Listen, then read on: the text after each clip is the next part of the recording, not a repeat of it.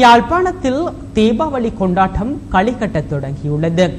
கடந்த காலங்களைப் போலல்லாது இம்முறை அதிகளவில் பொதுமக்கள் தீபாவளிக்கான ஆடைகளை நகர பகுதியிலும் கிராம பகுதியிலும் கொள்வனவு செய்து வருகின்றனர்.